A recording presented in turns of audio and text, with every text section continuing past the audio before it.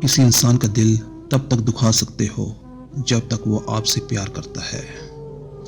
جب لوگ پیچھے ہٹیں تو ان کے پیچھے بھاگا نہیں جاتا، بس ان کو خوش رہنے کی دعا دیں اور اپنا راستہ تبدیل کر لیں۔ شیشہ کمزور تو ہوتا ہے مگر سچ دکھانے سے گھبراتا نہیں ہے۔ دوسروں کو میلا کرنے سے خود کا کردار اجالا نہیں ہو جاتا۔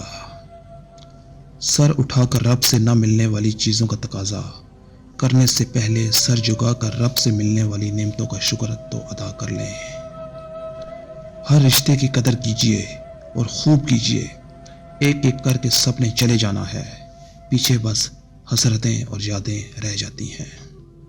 آپ کی بے چینی کی ایک وجہ یہ بھی ہو سکتی ہے کہ کوئی دوسرا آپ کی وجہ سے بے سکون ہو۔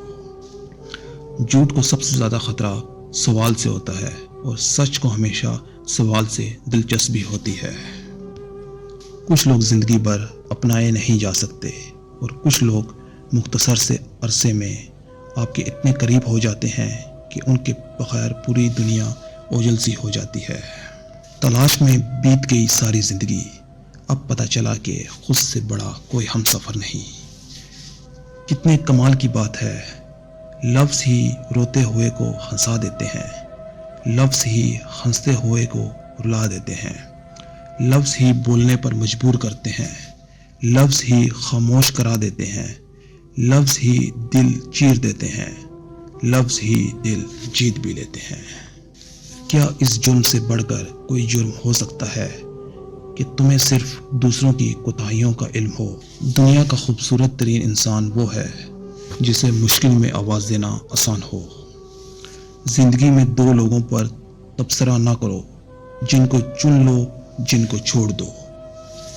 درگاہ کے بکاری زائن سے زیادہ باشعور ہوتے ہیں، وہ ہمیشہ زندوں سے مانگتے ہیں۔